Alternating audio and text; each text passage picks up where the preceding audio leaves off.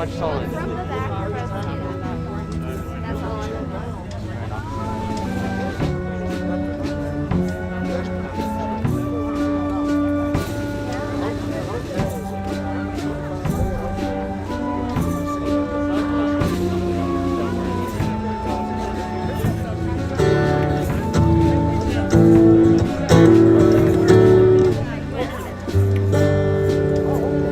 Check 1, 2. Hey.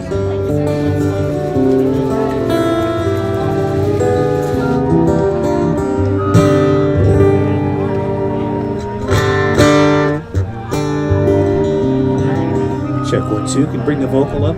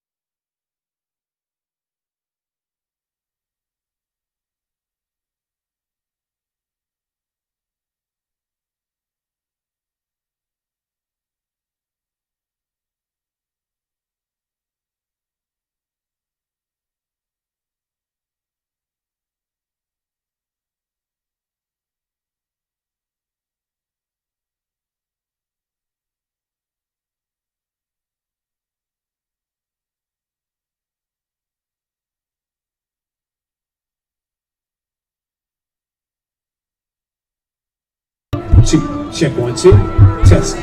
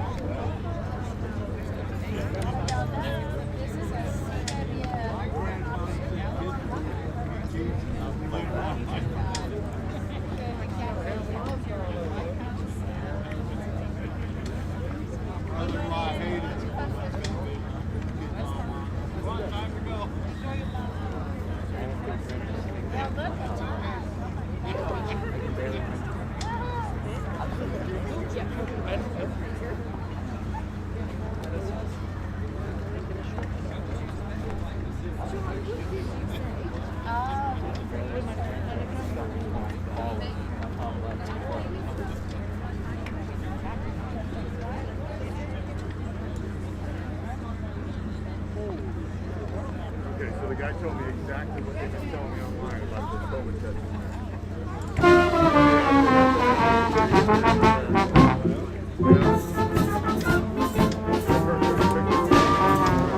Oh, perfect. The sun right in our eyes. Right in front of you.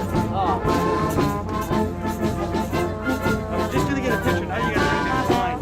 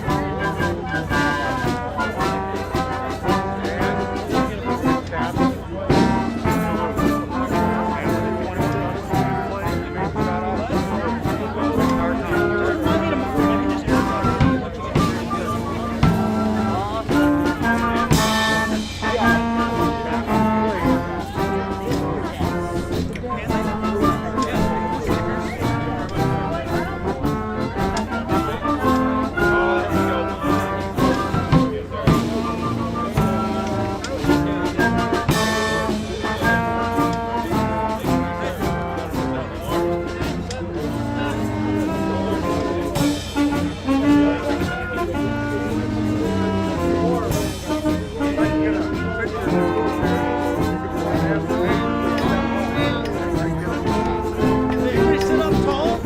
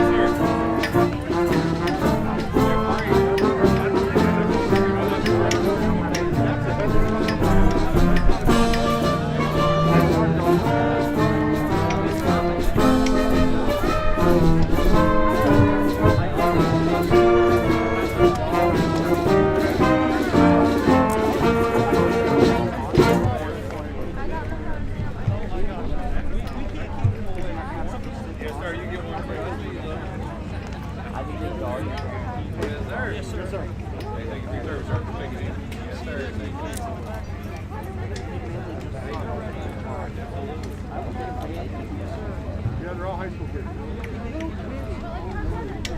14 and 18 years old. That's actually great. And most of this crew is probably sophomores and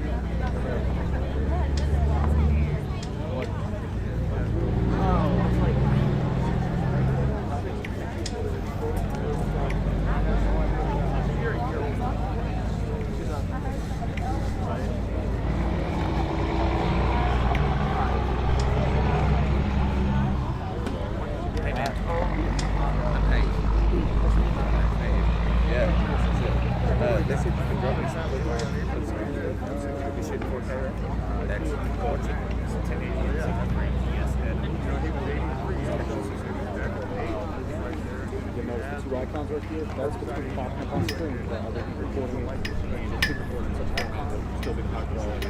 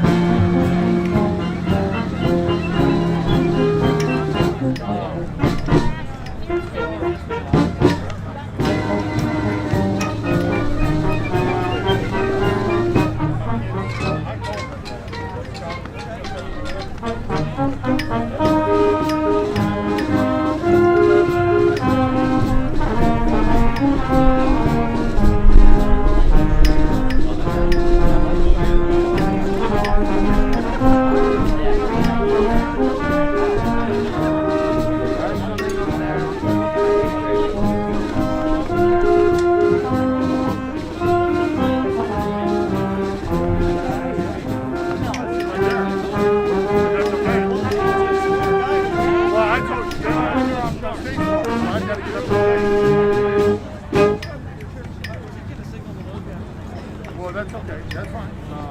Then we can put a chair now. Chair now, but she knows. She knows to look for me in this chair. Because she said, I don't know how to do this. I don't know what to do. I said, man, I'll take my way when you're done. I'll come up to the stage. You'll be all right. I said, I'll take care of it. She said, I don't know what to say. She was very emotional. She heard it. She said, my father, yeah, she said, last Wednesday was 52 years and he's gone. She said, you guys are continuing his legacy. I said,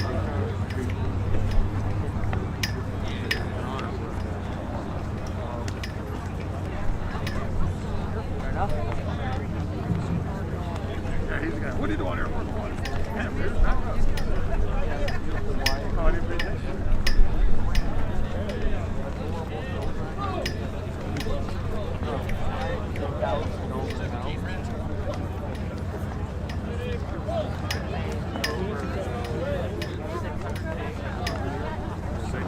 They know about the salute. They know the capital.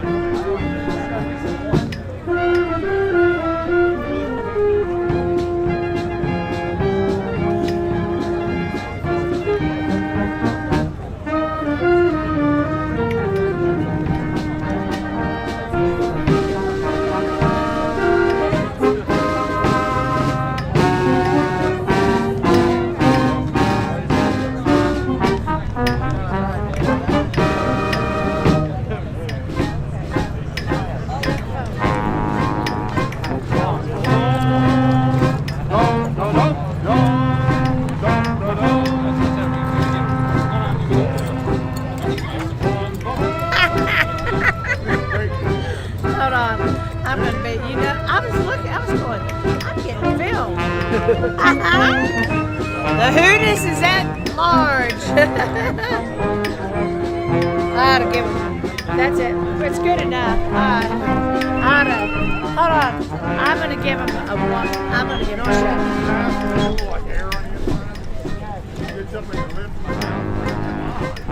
Okay. First education for Air Force. My dad's Air Force. Alright, you know what my nickname is? Hooters. Hooters. Who's that girl? I know you won't get it, but in Vietnam they do. No disrespect, just I'm having fun. I'm a widow, now I'm single. Yeah, thank you. Yeah, my dad did covert stuff. He was a GA.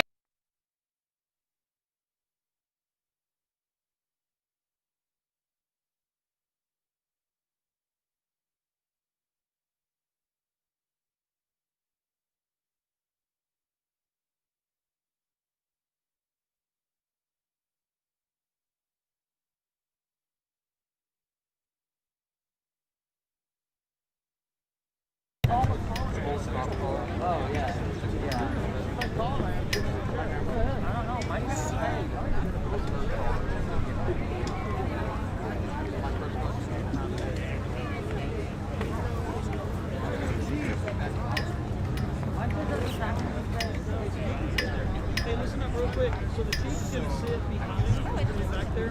He's going to call. He sees the cameras coming up. He'll call and present us. So just make sure you're listening. It'll be quiet out here. Just make sure you're listening out. Okay? Yeah.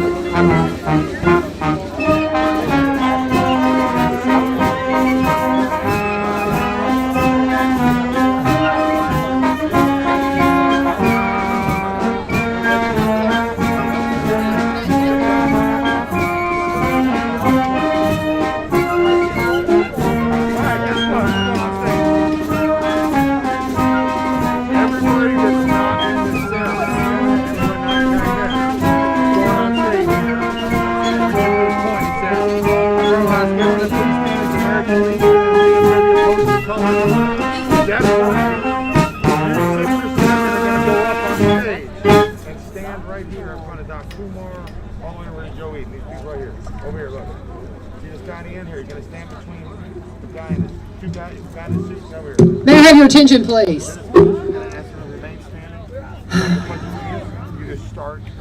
Everybody get settled. Everybody please join me for the Pledge of Allegiance. I pledge allegiance. What an honor to be here.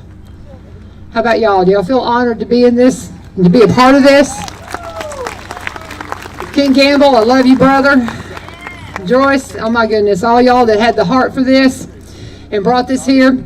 I'm Laverne, you turn Laverne Vivio. I'm a local radio clown, but I'm also somebody that's been a patriot my entire life. And I got to tell you, I fell in love with the Vietnam veterans as a child. And if you've heard me speak much about that, you know that this helmet right here belongs to a hired hand of ours that walked off to Vietnam when I was just a little kid. And it seemed like days later he was gone, stepped on a landmine. Kenneth Pease is his name. This is his helmet. It's been on display in my house for a very, very long time. I don't know if y'all know Donna Hagen locally. They used to own Springfield Drugs. Her brother Terry Smith died in Vietnam as well. And I heard her say one time how hard it would have been for Terry, her brother, to have witnessed what his brothers and sisters went through when they came home and how it would have broken his heart. And I know the same could be said for people like Kenneth who didn't make it home and how it would have broken their heart to have witnessed it. And so I brought Kenneth's helmet with me to represent the great cloud of witnesses. Do you believe in that cloud of witnesses that are there? And they're looking at y'all and they're saying, about time. About time. I'm so honored to be a part of this. You cannot, I'm just beyond honored to be able to stand before you and say, about time. About time.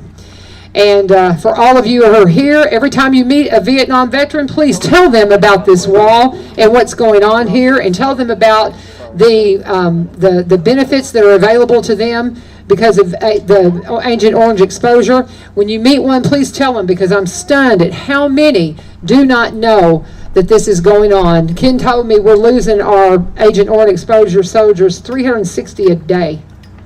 We need to make sure they all know what's going on, that they all know what's available for them, and that they know that we love them and we want to honor them. So from the great cloud of witnesses that are already there, it's about time. Thank y'all for letting me be a part of this. As we move on with our program, I'm going to be your MC. I'm not going to run my mouth too much. But I do want to just help us bring each person on. Everybody that's involved in this program, for the most part, the biggest part of them have somebody that was touched by Agent Orange and or served in Vietnam in some way.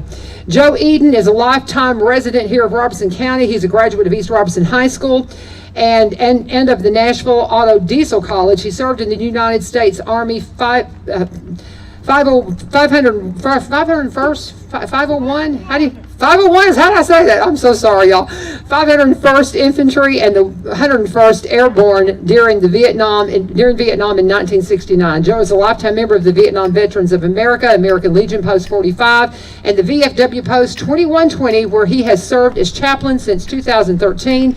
Claims to be semi-retired, they say, from the conveyor systems, but Joe and his wife Mary have shared their love for each other and Jesus Christ for over 51 years. Sir, I'll give you the microphone for the invocation. I'm also honored to be here today. Let us pray. Heavenly Father, we thank you for this day.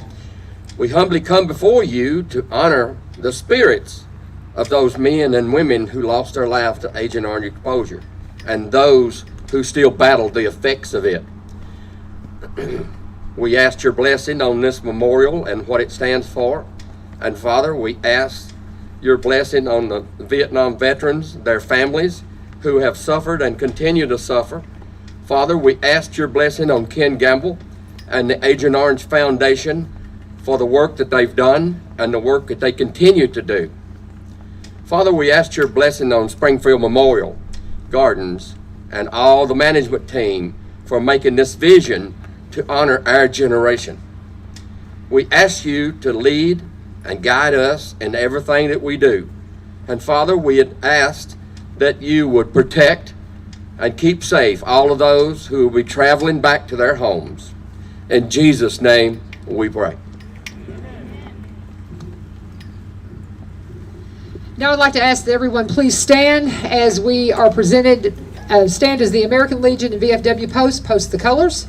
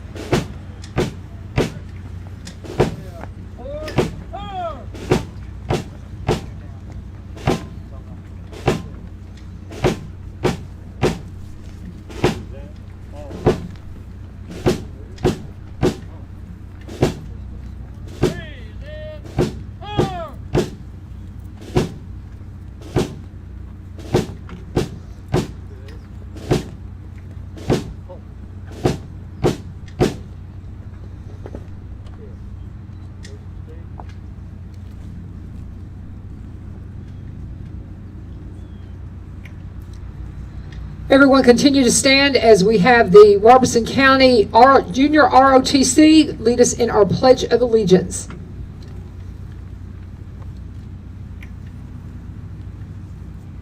Pledge allegiance to the flag of the United States of America, to the republic which stands one nation, under God, indivisible, with liberty and justice for all. I ask that you all continue to remain standing as we bring up Anna Marie. I told you everybody here has been touched by Vietnam or Agent Orange in some way. Anna Marie is going to come up and lead us in the national anthem. She's going to sing the national anthem for us. Her father died of Agent Orange exposure. Where is Anna? Right behind me. Here we go.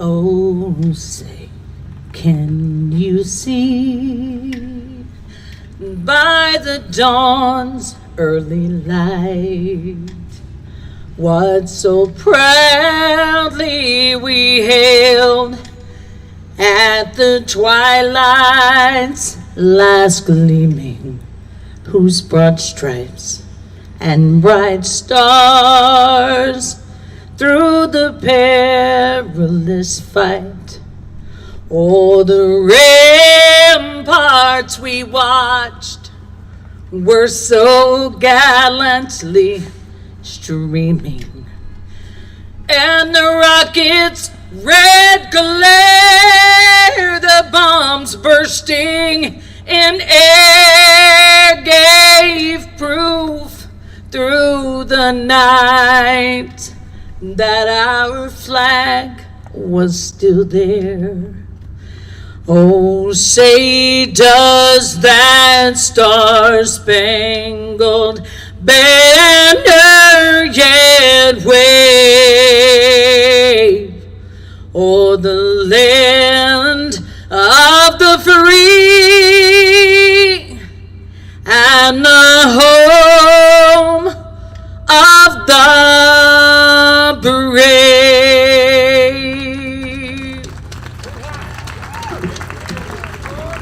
You did your daddy proud. You did your daddy proud, Anne Marie. And as they retire the colors, everyone continue to stand, please. As they retire the colors, will be seated as soon as they retire.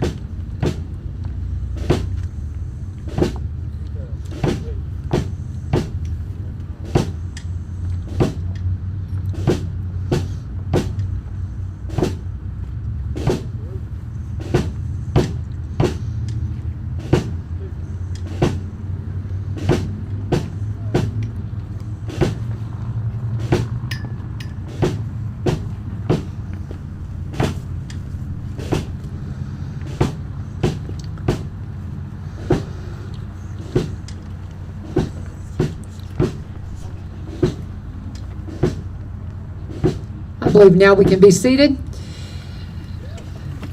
Watching the veterans hold their salutes during that was just very special, breathtaking. Thank you. I don't think we said thank you all who have served for your service and for being a part of what we're doing here today. Now, the Robertson County Community Band has been performing throughout the afternoon. We've been hearing them, and they're going to honor us with each song from the branches of service. When you hear your branch's song, we ask you to stand up and be honored. At this time, the American Legion Army Post 206 will lower the flag to half staff and then raise it back to full staff.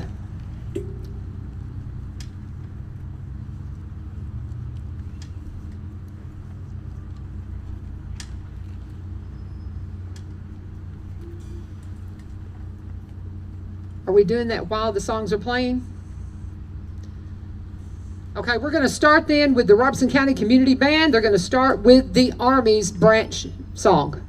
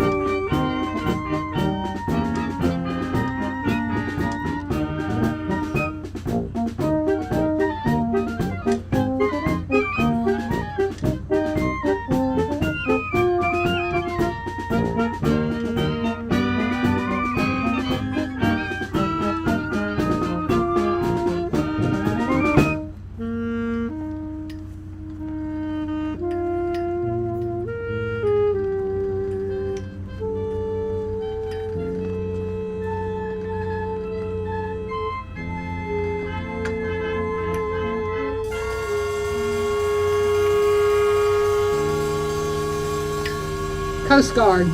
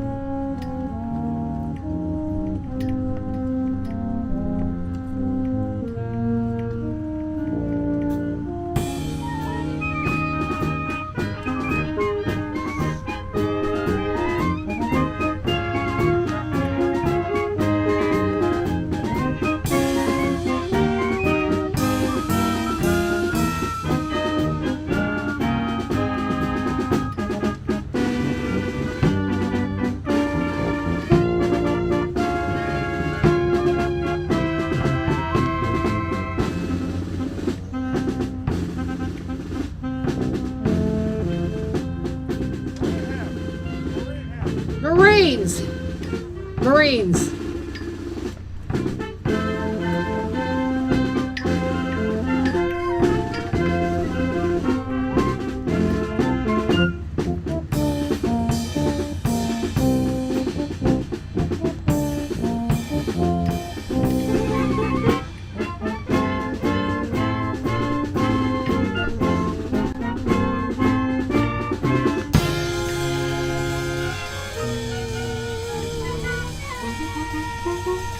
Air Force.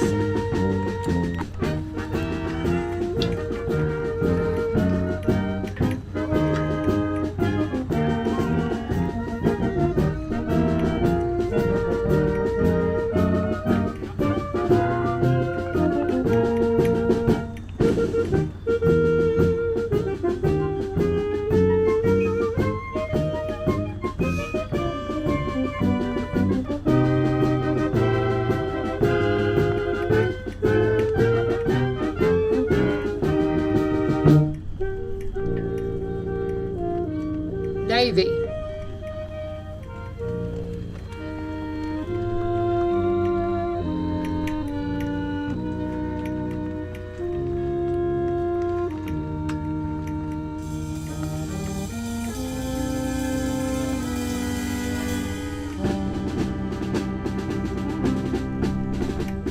Navy.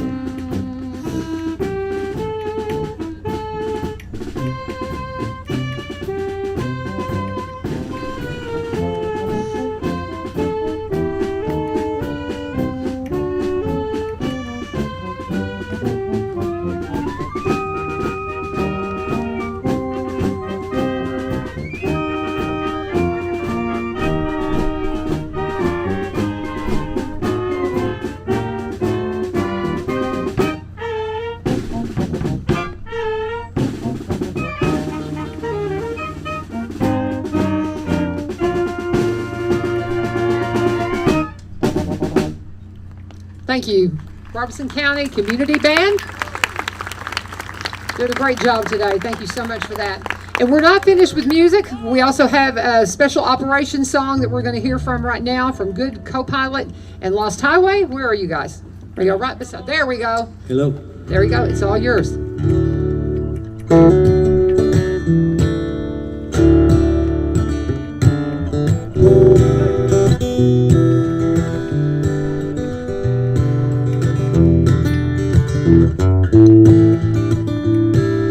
How do you fly a Piper Cub when you're 15, not old enough? You speed down the runway, lift her up. Is that how you do it? How'd you join? Where did you sign to lay your life on the line? You turned 17, never looked behind, had nothing to it. One day you're South Pacific bound, machine gunner. Next day you're racing through the clouds.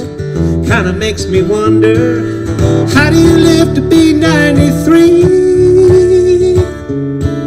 Fight 2 wars, make it home alive in one piece. You say you started with a dream about a plane with silver wings. 18 months of learning how to fly it. Ah, but anyway the wind blows, you gotta have a good co-pilot.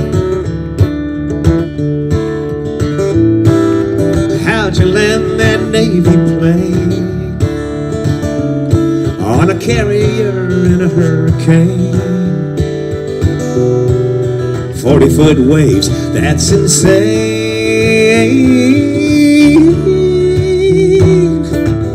But man, you did it. How do you live to be 93? Fight 2 wars, make it home alive in one piece. All the hoops that you've jumped through, more than just a time or two. Without him, you wouldn't have survived it. I guess anyway the wind blows, you gotta have a good co-pilot.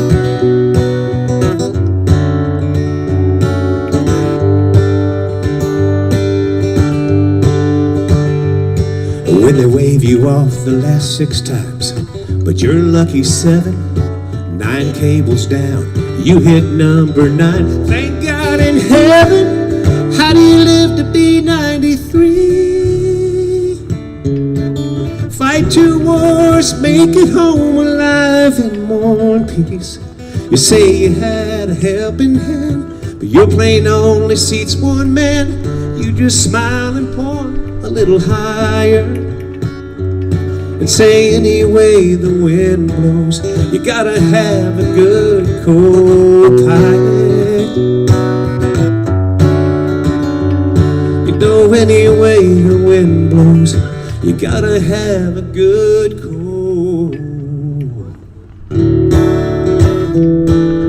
co-pilot.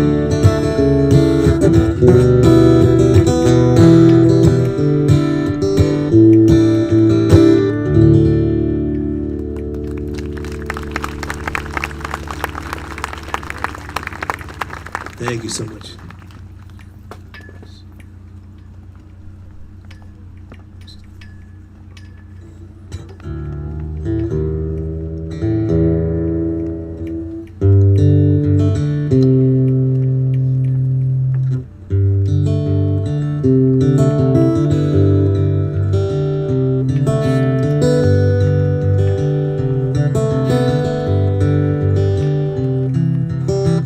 I drive the same stretch of road every day. Me and my heart rolling down National Guard Parkway, with a few respects to pay.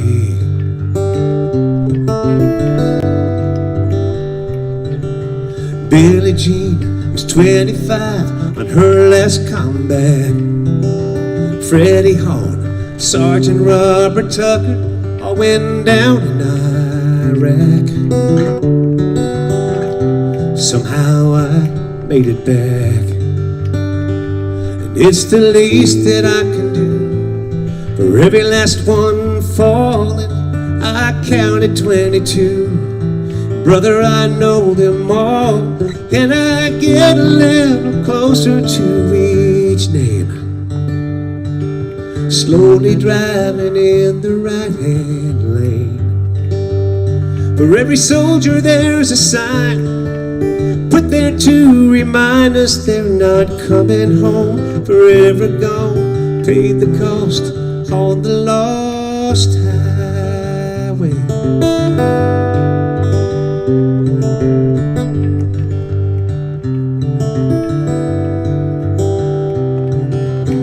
You don't have to shed a tear, you don't have to mourn. Sometimes I smile and wave, other days I'll honk the horn to let them know I'm there and someone still cares. And I get a little closer to each name, slowly driving in the right-hand lane. But there's so much more than signs for the ones they left behind. They're not coming home, forever gone, paid the cost on the lost highway.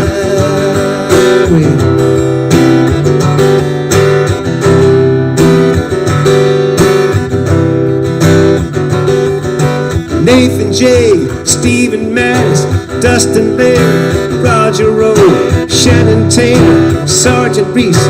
I still got 60 miles to go, so I get a little closer to each name, slowly driving in the right-hand lane. For every soldier there's a sign put there to remind us they're not coming home, forever gone. Heroes all heard the call, paid the cost on the lost highway.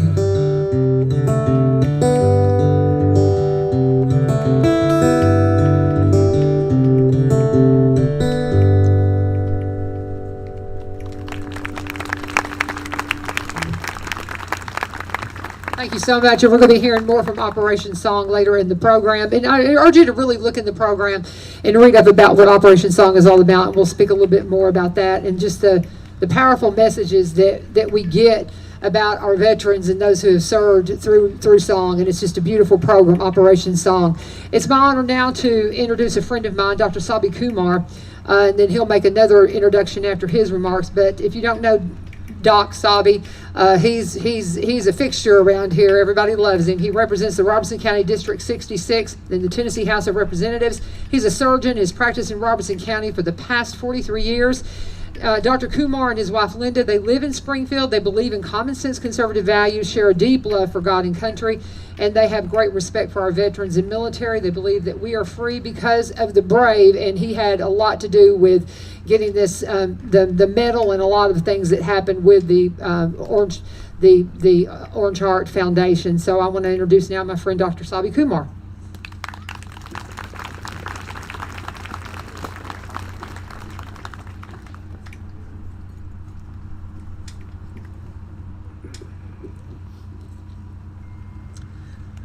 It's a special afternoon, a little cold, but the warmth is in our hearts. Think of the Orange Heart. As I serve at the legislature as a state representative from Robertson County, it is my good fortune to get to know and meet some very special, brave people. And those are our veterans who served and protected us, but as they have come home, they have not stopped serving. They do a lot of things for our community, and they are very much a heart of our county, the veterans of Robertson County.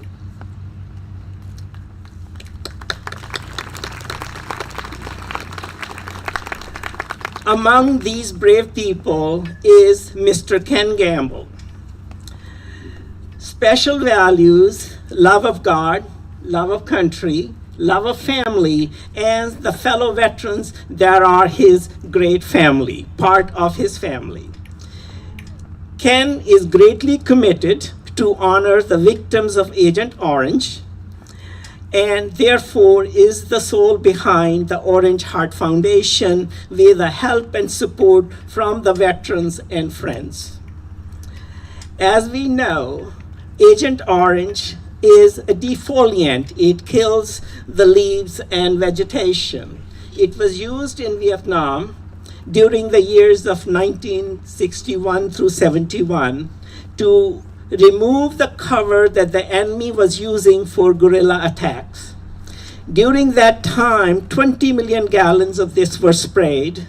2.6 million Americans were exposed.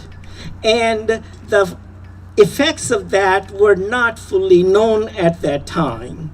It is a dioxin that enters the body cells, it enters the nucleus of the cells, and therefore becomes part of the DNA and affects the cells in such a way that the effects can be passed from one generation to the next generation. We have seen the results of the effects that include more than 20 types of cancer, heart disease, and genetic abnormalities that occur.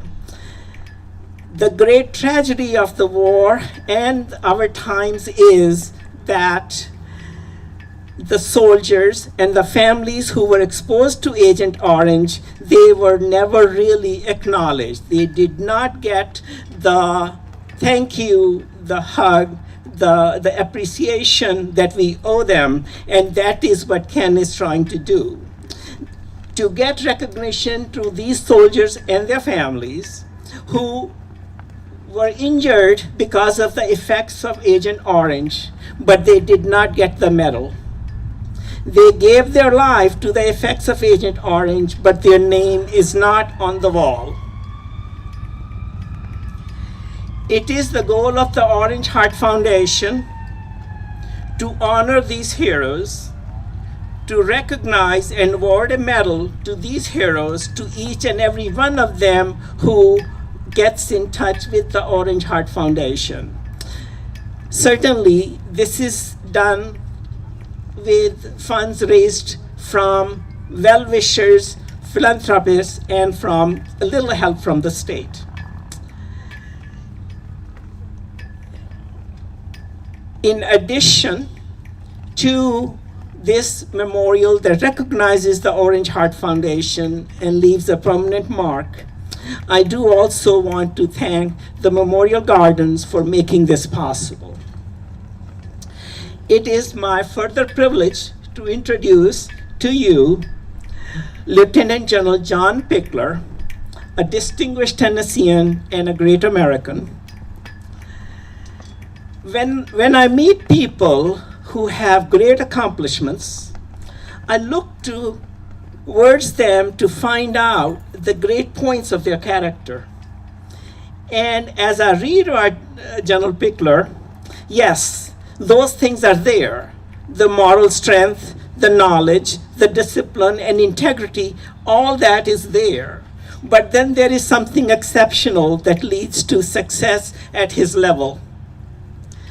That is a realization that what does it take to be successful in life for him on the path that he chose. It was revealing that General Pickler graduated from West Point on the 9th of June, 1965. 11 days later, he married his high school sweetheart, Karen. He knew what is necessary to be successful. And that has held up as they went through missions during his service in the United States, Vietnam, Germany, and Turkey. And ending up at the upper echelons of the most powerful and the best army in the world.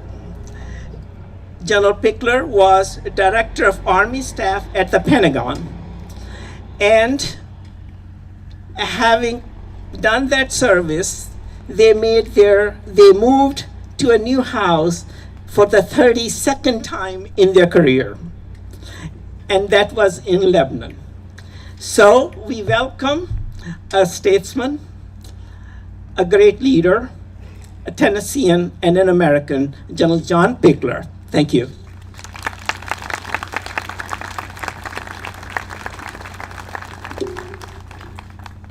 Thank you, Doc Kumar. I really appreciate that introduction. I almost didn't recognize who he was talking about there for a while until he mentioned my wife.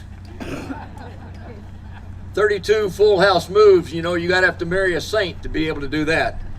And fortunately, 55 years later, we're still together. But, you know, I really do appreciate the opportunity to be here today and celebrate this very, very special occasion. When I was given the invitation, I didn't hesitate to jump at this opportunity. I really, you know, I wasn't aware of the Orange Heart Medal Project or the foundation, but I've certainly been making myself aware of that ever since. And I just got to tell you that, you know, the role that Doc Kumar had, for example, in drafting and then sponsoring the House bill that passed unanimously, as did the Senate bill that Senator Kerry Roberts passed or sponsored. You know, I can't imagine how much it must take to get unanimous approval on both the House and the Senate for anything. So, you know, we're not in that day. You need to go to Washington, Doc.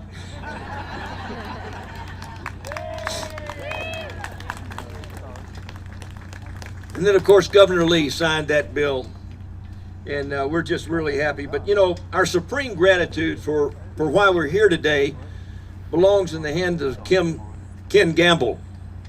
I mean, I can't imagine, while suffering the effects of Agent Orange, that he had the inspiration and the vision, and then carried that out with the initiative to establish the Orange Heart Medal Project and get this going. It just, you know, that initiative also sponsored the Orange Heart Medal Foundation, which has resulted in this magnificent permanent memorial monument here at Springfield Memorial Gardens.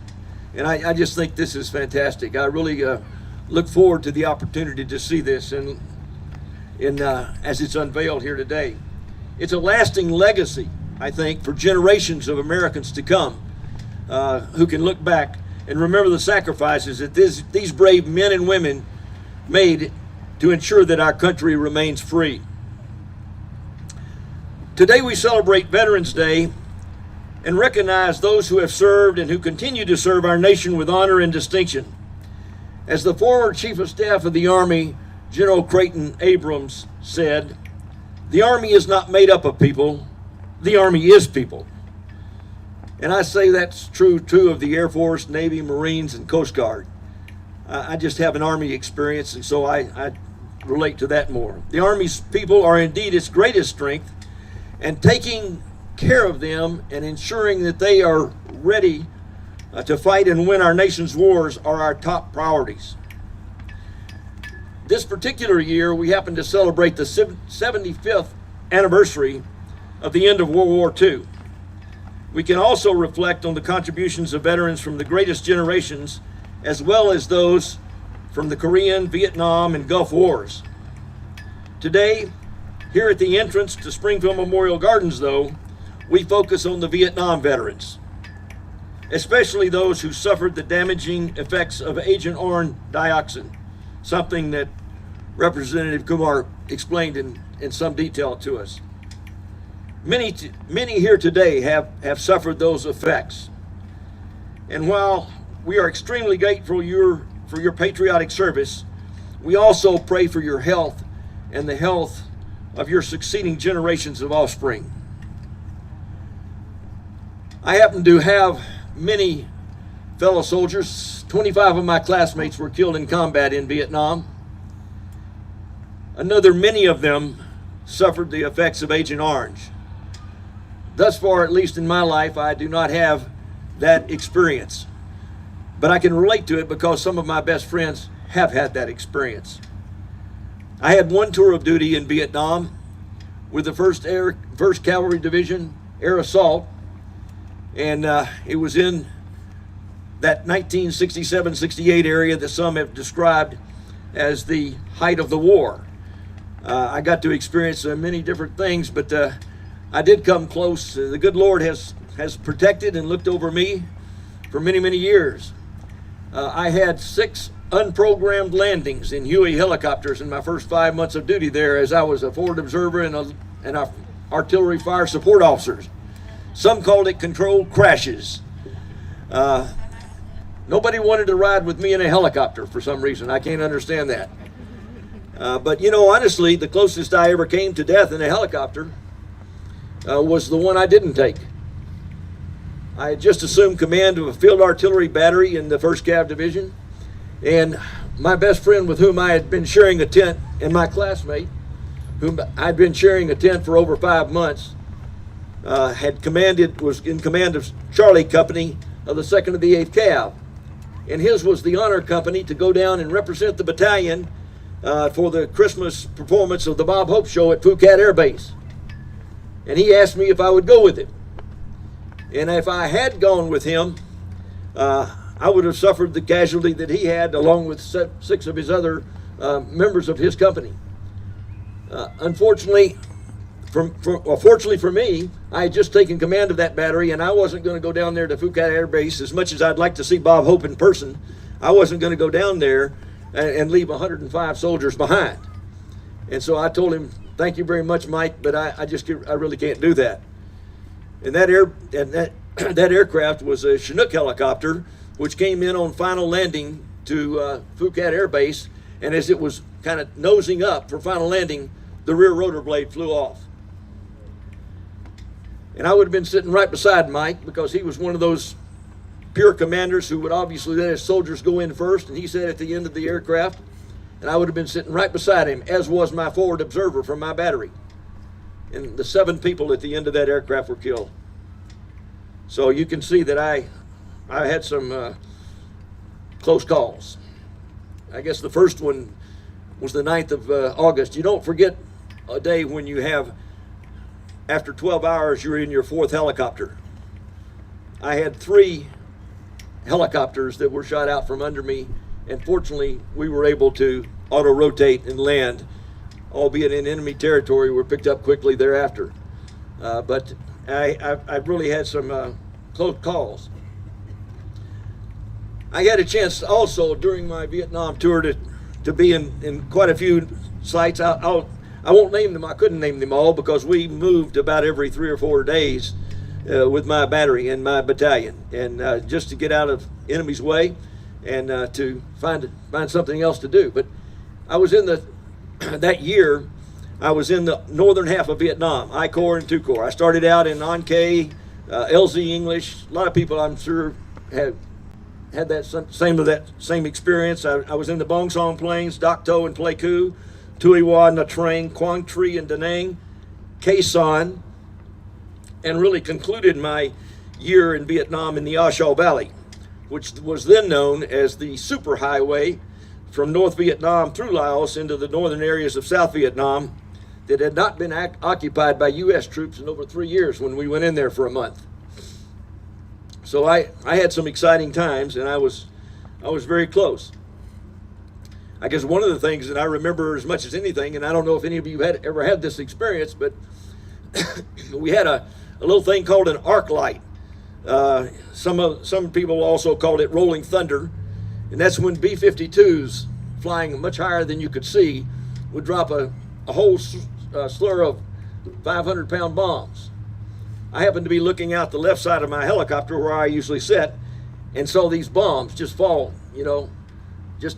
I couldn't count them. I mean, how many bombs there were that were falling. Fortunately, we were up at 1,500 to 2,000 feet, so we didn't have experienced the effects of their hitting the ground.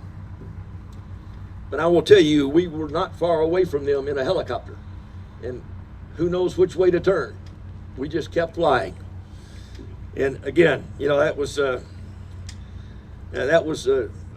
exciting experience. The final experience I had there in Vietnam was when we went into recon our landing zone in the A Shau Valley, and we were up there, and the pilot had already explained to me. I think it was the only time whenever I got in a helicopter that we were sitting there with the battalion commander and the operations officer and myself as the battery commander, and the chaplain came over to us, and he wanted to offer us a prayer before we went on our recon.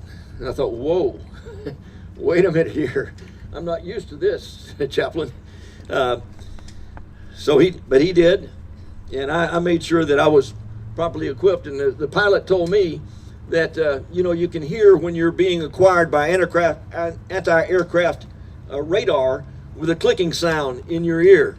The clicking sound from the earphones that you have on, listening to the radios that you're talking to. And sure enough, as we got over there and we were up at about 1,500 feet, trying to stay out of the way of the enemy, I started hearing this click, click, click, click. And I said, Mr. Brand, do you hear that? He said, yes, I do. Hang on. And I've never dived in a Huey before, but we dived from 1,500 feet to the floor of that jungle, and then we pulled up, and my greatest fear was not being hit by the 37 millimeter anti-aircraft rounds. It was having my rotor blades fly off because they were chopping so hard and going so fast. And then we went swerving around, and we finally made it out of there. But fortunately, that was one of those things that I didn't enjoy that much.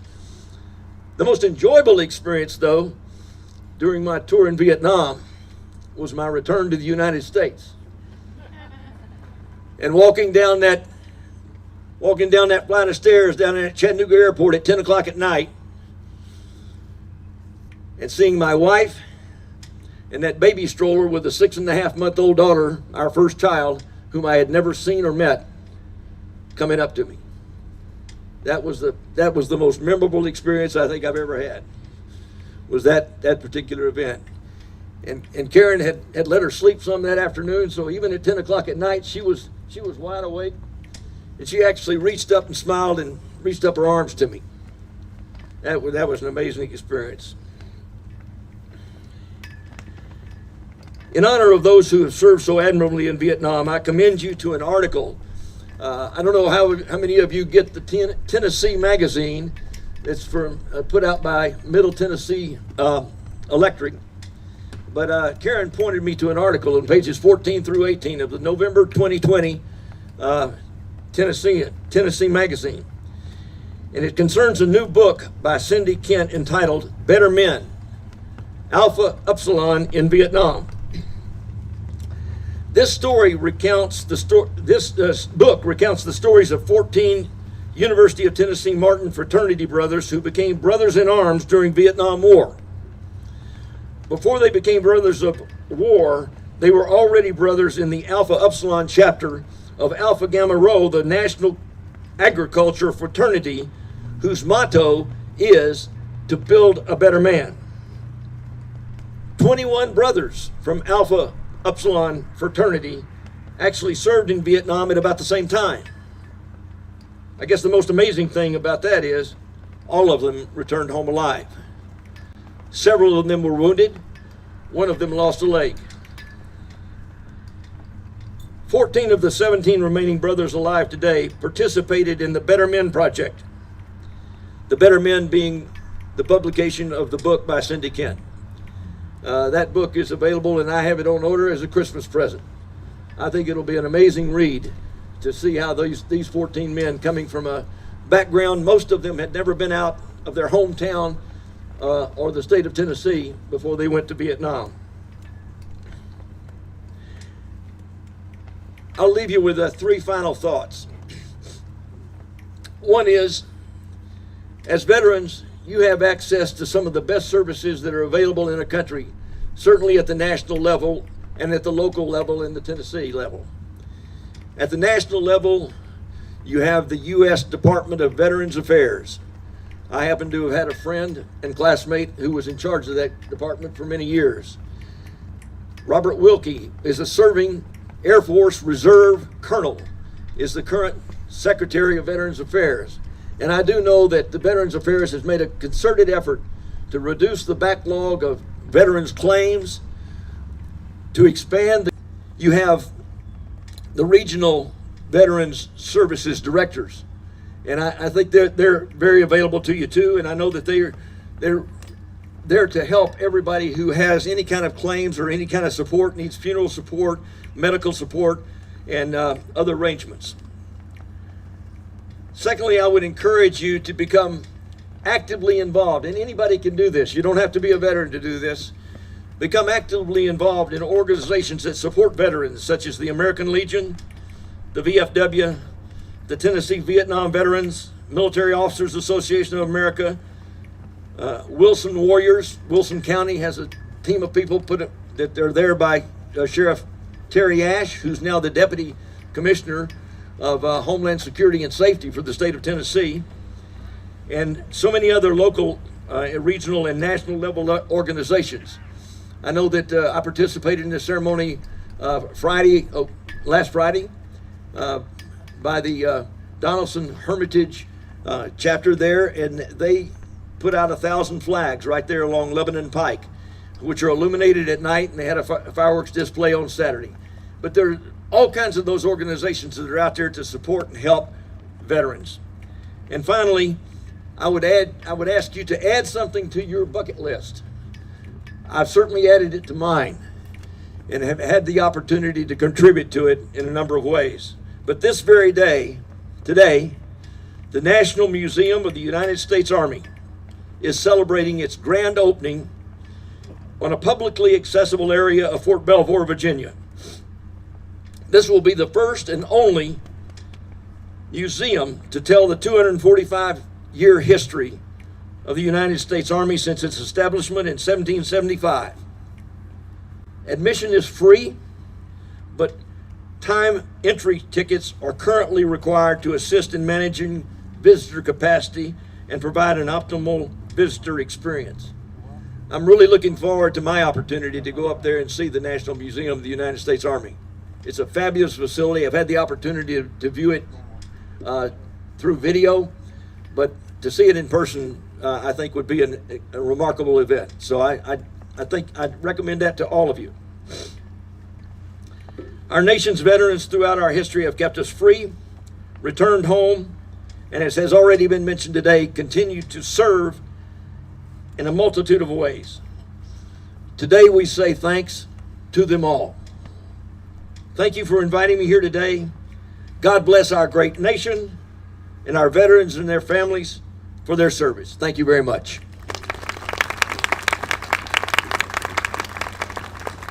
Thank you, General. God bless you. Thank you all who serve.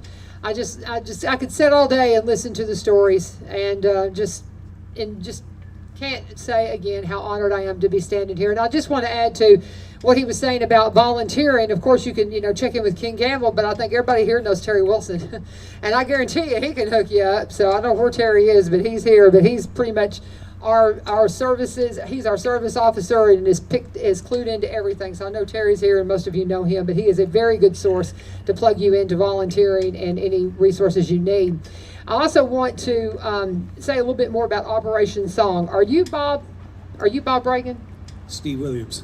Okay, because Bob Reagan is the songwriter that started Operation Song. It's over here. Okay, wait there. This is such a cool thing. Operation Song was founded in 2012 by songwriter Bob Reagan, and he had the inspiration for the program in 2000s while performing on an armed forces entertainment tours when serving the military. And on the bases around the world he saw on those tours, he met many servicemen and women that had compelling stories. And he thought that by pairing them with songwriters, natural storytellers, that he would create some compelling music, some heart-compelling music. It's just absolutely beautiful. He was also made aware of the large number of service-related injuries, issues, and illnesses related to the conflicts of Iraq and Afghanistan, and that some of those service members were having challenging transitions back to normal life. The idea was that transforming their stories into song might help them process seemingly and random chaotic events and emotions of their service and give them some order and perspective and validation. I want you to know about this program and so many programs. Just beautiful work. And now you're here to perform for us the song dedicated to this memorial, and this is the song performed, Agent Orange.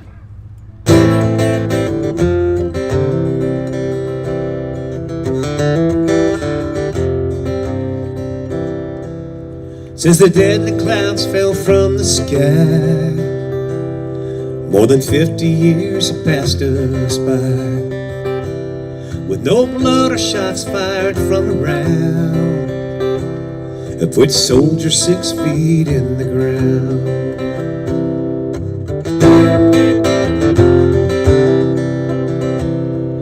Came down in a misty scourge, a killer they called Agent Orange. It took out birds, plants, and trees, but it left its seed inside of me. They said, don't believe everything you hear about the toxin dioxin, have no fear. Wrapped up neatly like the perfect lie. That's why today I'm still wrapped up in the fight.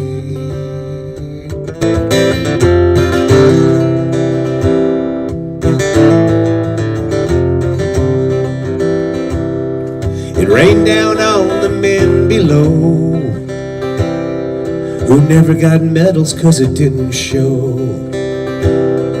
Rivers and creeks were full of it. Just the thought even makes me sick. They said, don't believe everything you hear about the toxin dioxin, have no fear. Wrapped up neatly like the perfect lie. That's why today I'm still wrapped up in the fight. More than 50 years have passed us by since the deadly clouds fell from the sky. Yeah, I'm proud to be an old war vet. I was killed in Nam, I just haven't died yet.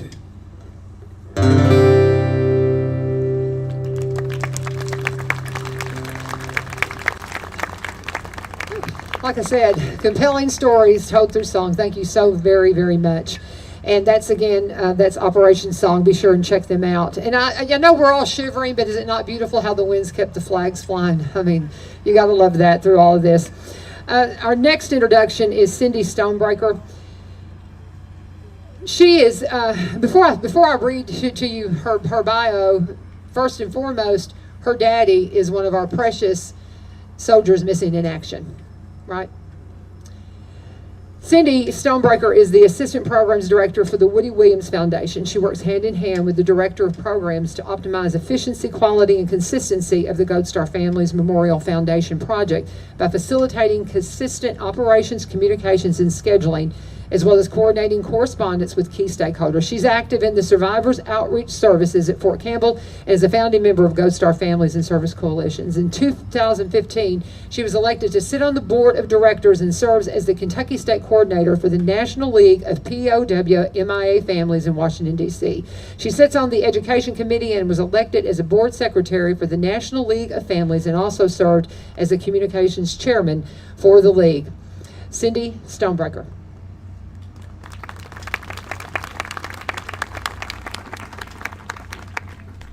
Good afternoon.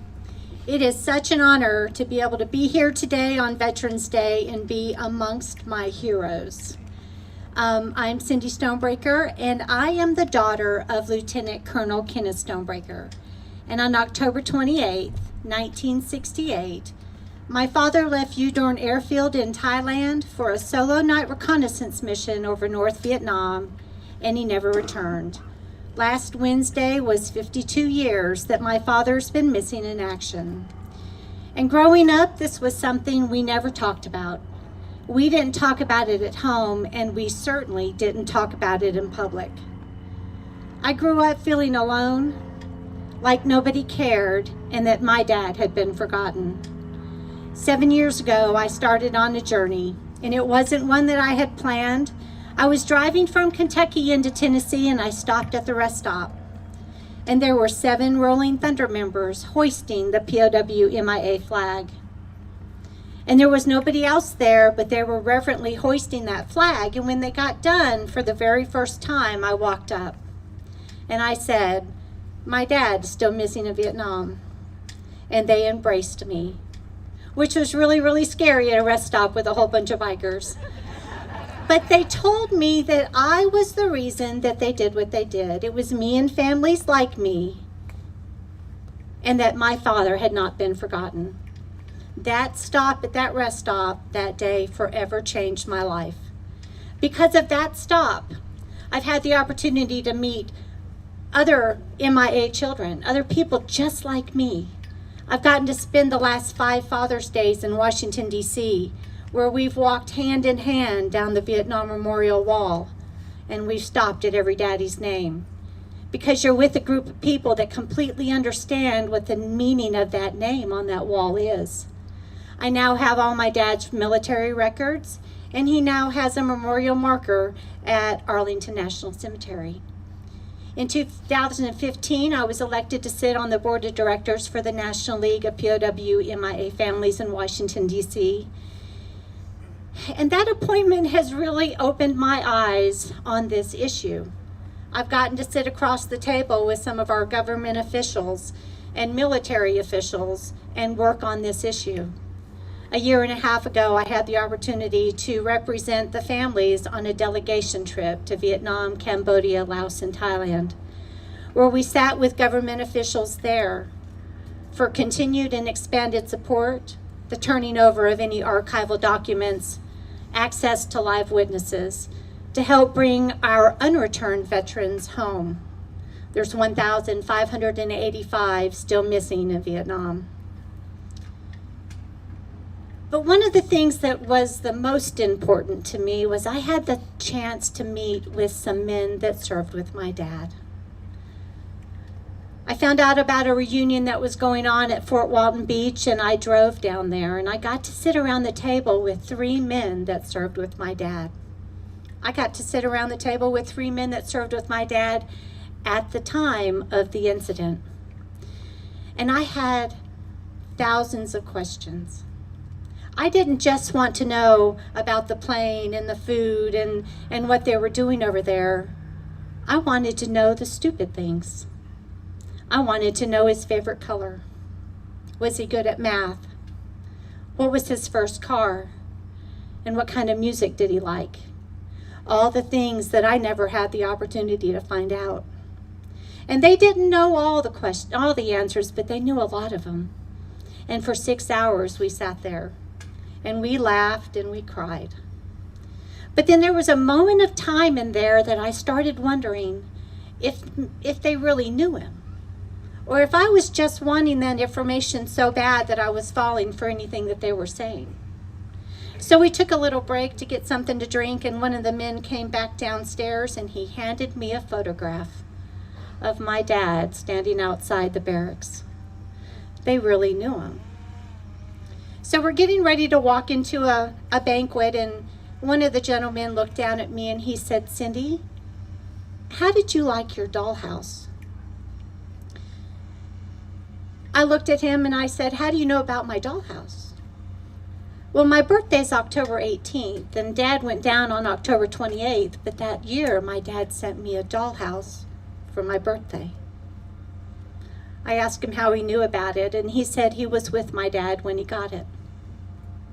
He said my dad was very particular about which one I got. So we walk into this banquet, and the more I sit there, he was on the other side of the room, the more I sat there, the more confused I got. I don't remember what I got for my birthday last year. How possibly would he remember that I got a dollhouse for my birthday 45 years ago? So I walked up to him and I asked him how he would remember that. And he stood up and he gave me a hug. And he said, "Cindy, well, think about it." He said, "That was not what we were doing over there. That was the one and only time that I went dollhouse shopping." He said it was the one moment of normalcy in a world of chaos. All my life, I felt like this had only affected me, and it hadn't. It had affected all those that had served with him. But that is a connection I will never, ever forget. So as we stand here today on Veterans Day, let's continue our nation's resolve to get our unreturned veterans home. For our Vietnam veterans here, I'd like to say welcome home.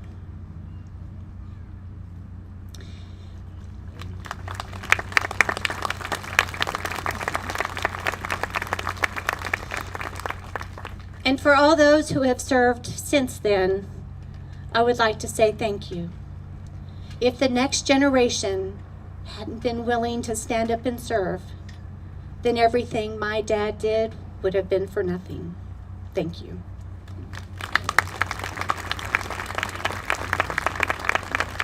Thank you, Cindy, and thank you for your family service to our country. And I don't know if Operation Song caught that. That's like a song that she just like laid out for you with the dollhouse story and all that. I'm just saying. That's a hit right there. We want to introduce Operation Song again to play the song "Soldier Up."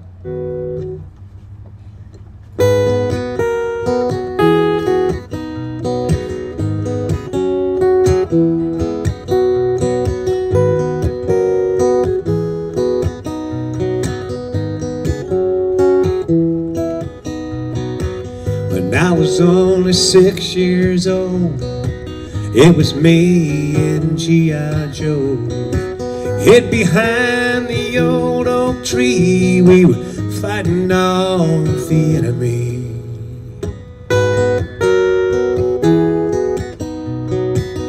Just about to face defeat when a couple of kids come running down the street, joining with the infantry. Soldier up, gather the troops, soldier up. That's what you do when you know you're outnumbered, you're under attack. Just like that, you find out your buddy's got your back. Soldier up.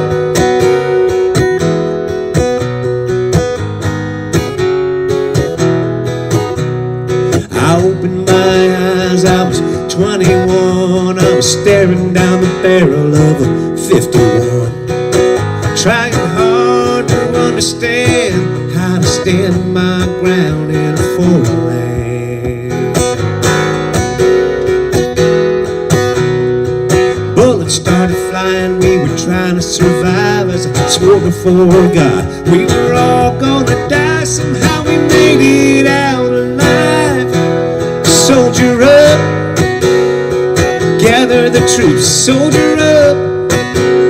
Yeah, that's what you do when you know you're outnumbered, you're under attack. Just like that, you find out your buddy's got your back. Soldier up.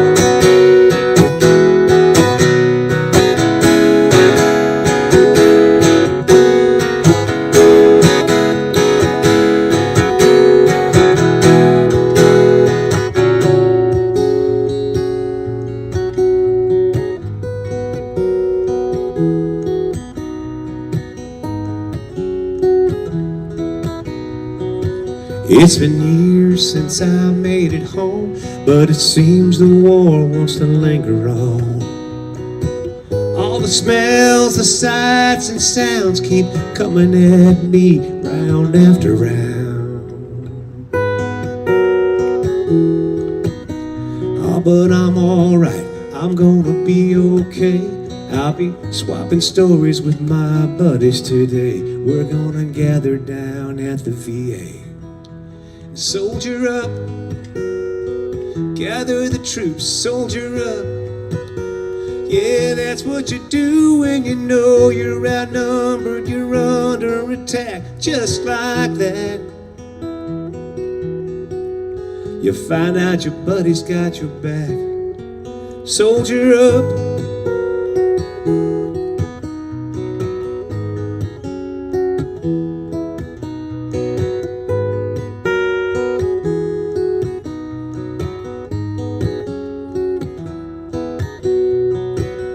I was only 6 years old. It was me and G.I. Joe.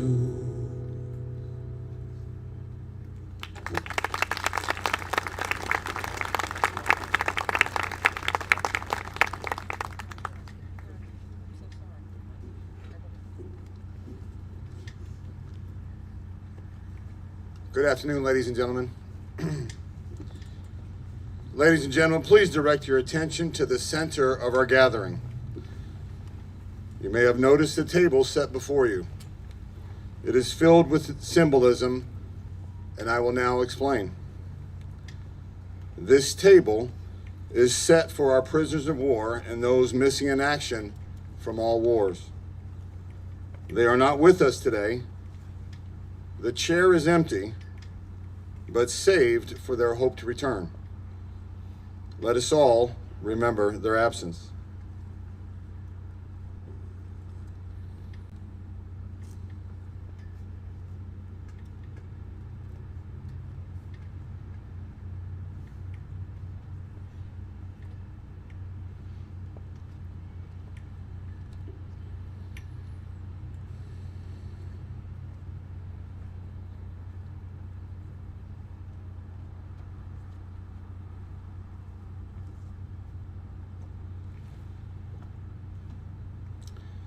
Let us remember the United States Army, honored by Cadet Staff Sergeant Reagan Rook.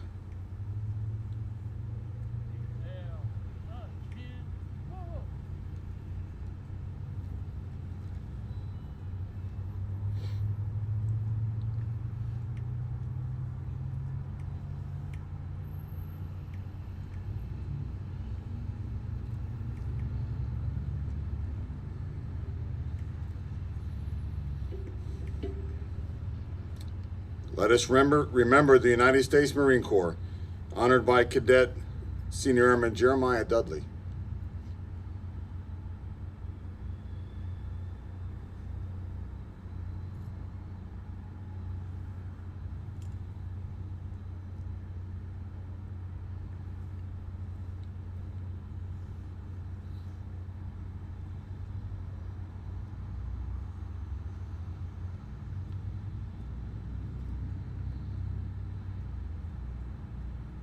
Let us remember the United States Navy, honored by Cadet Airman First Class Anthony Stanley.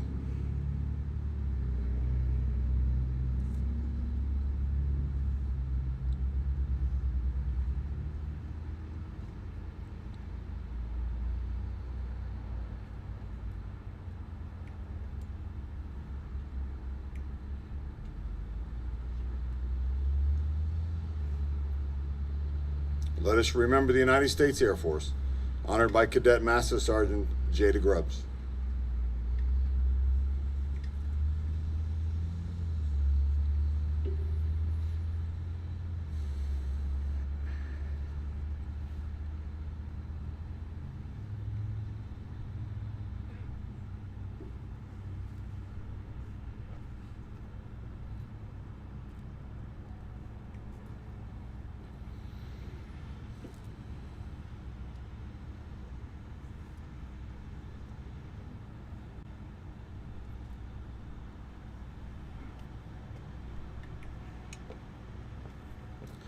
Let us remember the men and women prisoners of war from all branches of service that are too often forgotten. Let us all remember them. The tablecloth is white, symbolizing the purity of their intentions to respond to their country's call to arms, so that their children could remain free. Remember. The lone candle symbolizes the frailty of a prisoner alone, trying to stand up against his oppressors. Remember. The black ribbon on the candle reminds us of those who will not be coming home. Remember. The single rose reminds us of the loved ones of families of our comrades in arms who keep the faith and await their return. Remember. A slice of lemon is on the bread plate to remind us of their bitter fate if we do not bring them home. Remember. There is salt on the plate, symbolic of the family's tears as they wait and remember. The glasses are inverted. They cannot toast with us today, maybe tomorrow if we remember. The red, white, and blue ribbon is tied to the flower vase by a yellow ribbon that was worn by thousands who awaited their return. Remember. The faded picture on the table is a reminder that they are missed very much and are remembered by their families. Remember. As we look upon this empty table, do not remember ghosts from the past. Remember our comrades. Remember those whom we depended on in a battle. They depend on us to bring them home. Remember our friends. They are the ones that we love, who love life and freedom as we do. They will remember what we do. Please honor and remember them.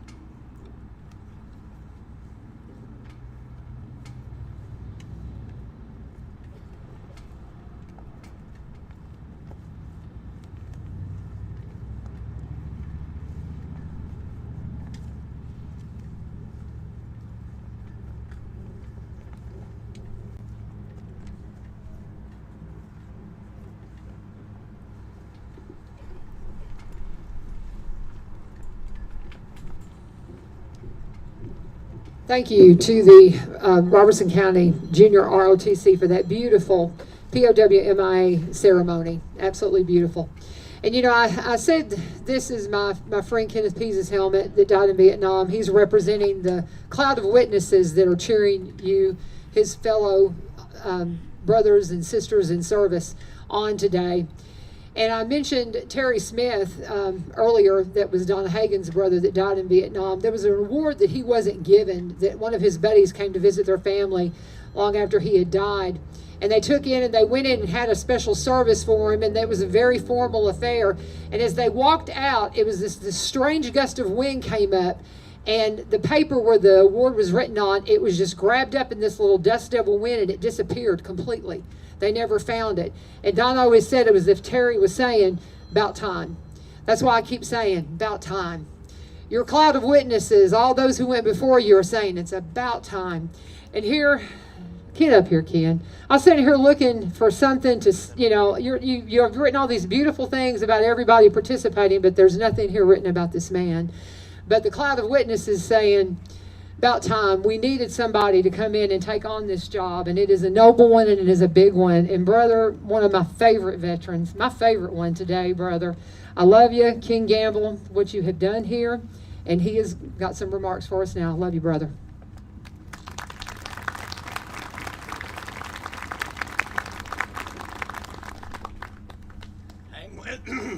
Hang with me, guys, because I'm not a speaker, okay? Hello, my name is Ken Gamble. I am the founder and president of the Orange Heart Medal Foundation. I am a Vietnam brown water Gator Navy sailor. While I was lying in the VA hospital fighting my own battle with cancer, my thoughts went out to my brothers and sisters who are fighting their own debilitating effects of the exposure to herbicide sprayed to defoliate the lands of Vietnam some 45 to 50 years ago. That herbicide was Agent Orange. I thought about how somebody needed to do something. And then I thought, why not me? I began to draw on a pad of paper and created the Orange Heart Medal. Then I went to work getting the emblem trademarked, and I submitted the paperwork to start a 501c3 charitable organization. We have now been sending out the Orange Heart Medal for a little more than 2.5 years, and we have mailed out some 4,633 medals to veterans or their surviving spouses at absolutely no charge to them. Today has been a wonderful day to celebrate a long overdue occasion that I hope you agree has honored our Vietnam veterans and their families. I would like to thank all of you again for being here today. Sadly, many of the Vietnam veterans have passed away, while many of us are suffering and fighting a different kind of battle from the devastating effects of our own exposure to Agent Orange. Our own country did not even honor us when we returned home. Many of us were just teenagers when we left home to put on the uniform and go to a foreign soil to fight for our country. To many of us are still fighting to receive adequate care for the health problems caused not only to us, but also to our future generations from Agent Orange exposure. This recognition of Vietnam veterans and their families has long been a awaited dream of our foundation. I would like to introduce you to the board members of the Orange Heart Medal Foundation. As I stated, I am the president and am a retired business owner and Navy veteran. Miss Joyce Gentry, she's at the end of the honor guard over here.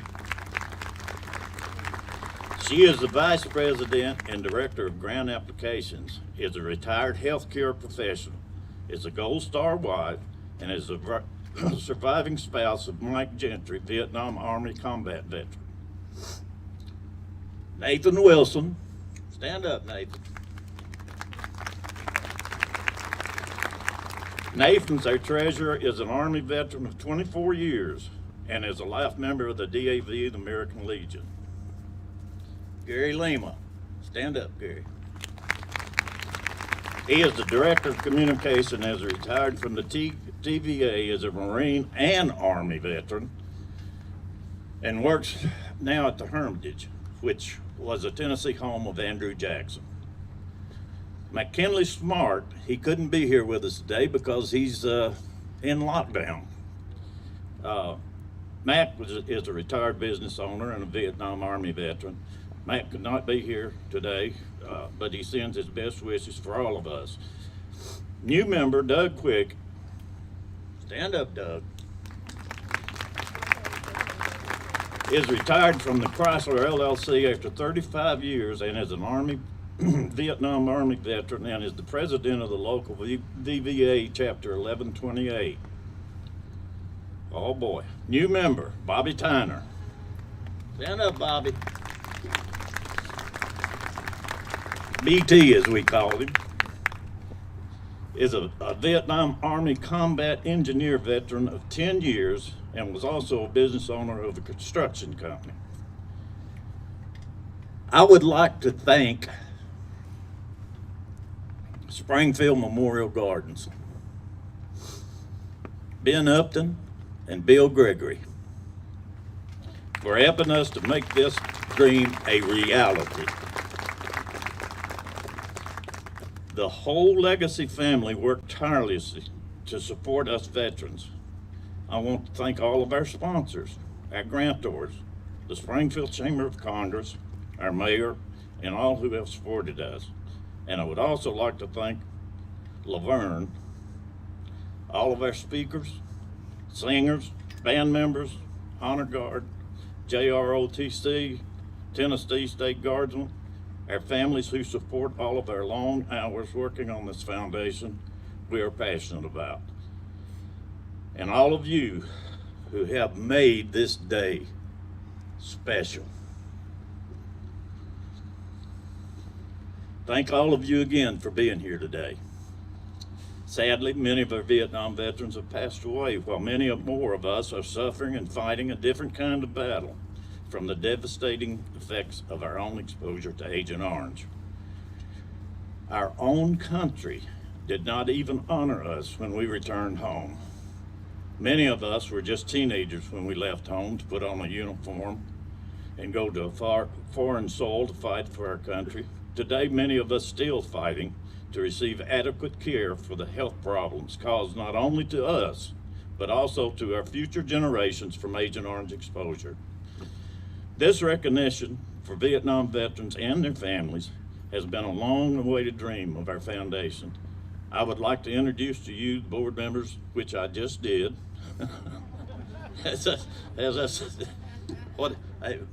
Like I said, I'm not a speaker. I got the wrong page, guys.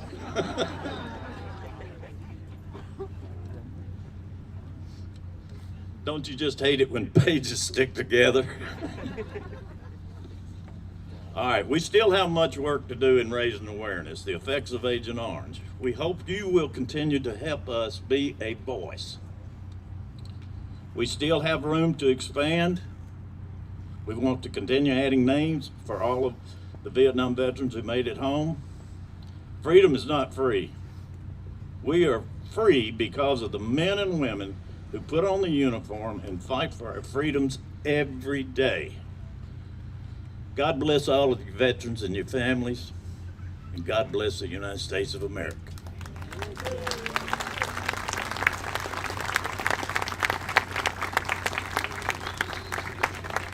Yes, I know.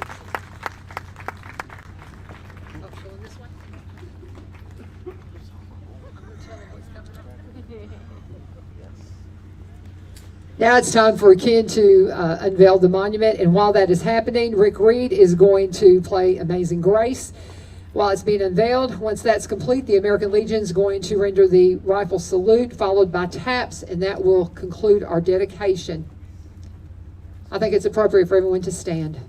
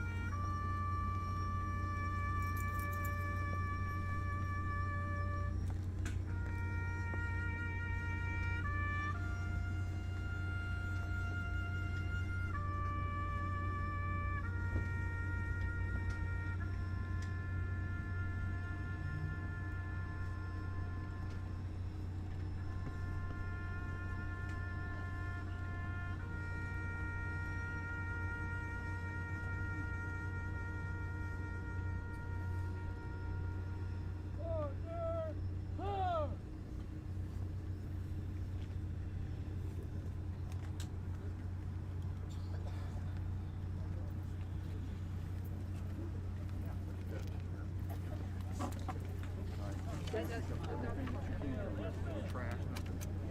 Pineapple, and we need to unload it. You gotta go work here. Go work.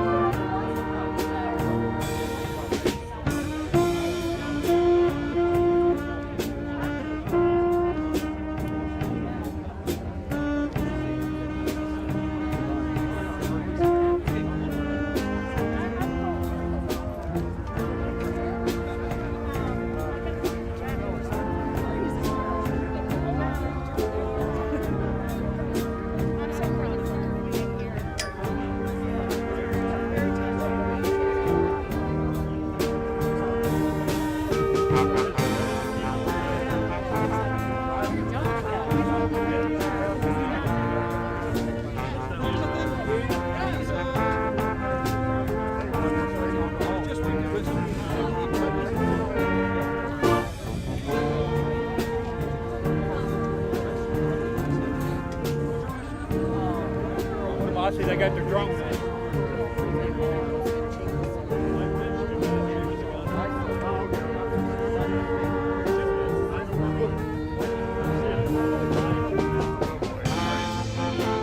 Hello, sir. How you doing, sir? Doing great. I turned your paperwork in today. I turned your 214 in, so.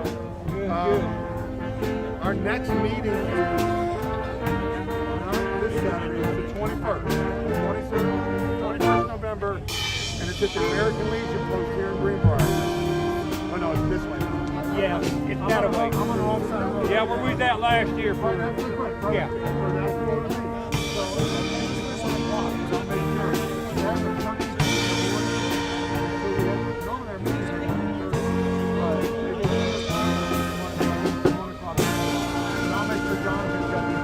Okay. So we look forward to it. Let's see you I'll there. be there. Yes, sir. Thank you. Don't forget that. 21st, 9 o'clock. Great. John, watch your step. Mr. Loving, this is the VFW commander, local commander. This is Jonathan Loving's dad, and this is you got his paperwork today. Yeah, I got his paperwork. We already talked about the meeting on next Saturday, the 21st. 21st. And it's at 1, right? 1 o'clock. Okay, it is at 1. I wanted to make sure I was right. Okay, good. So he said he'll be there, and we'll be rocking and rolling. Good. And I keep forgetting the sergeant's name. Doug, whatever. No. Chief Nation, right? Yeah, he's here. He'll be there. He's planning on being there. I'd like for him to talk about Sure, of course. He'll be there. Absolutely right. Yeah, he'll be there. He said he's looking forward to it. Yeah, that's right here. I love it right here. Yeah. Can wait. Well, you disappeared. I was right here the entire time. I saw over there, so when we released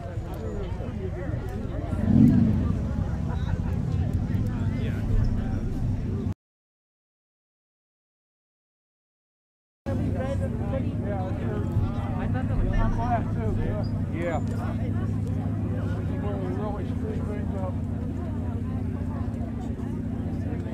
Like I was told one time in basic training, I never forget it. we're getting grass drills. This one little private hiked up. He says, "But drill sergeant, it's raining." Drill sergeant started laughing. He's a Vietnam vet. Looked at him. He started laughing. He said, "Private," he said, "it don't rain in the Army. It rains on the Army."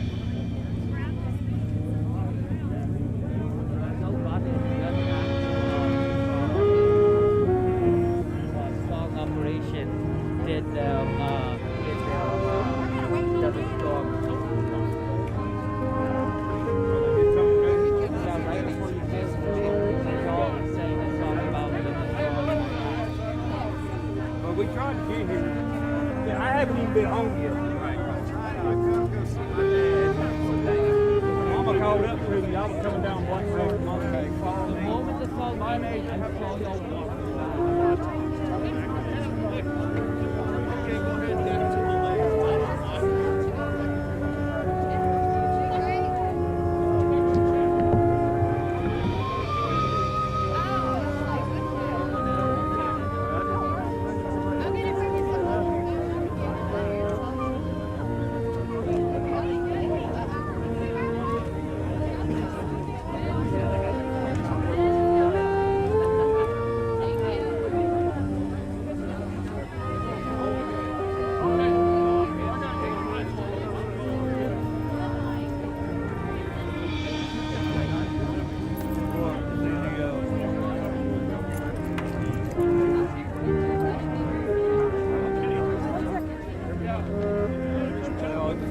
It'd be hard to get a picture of it.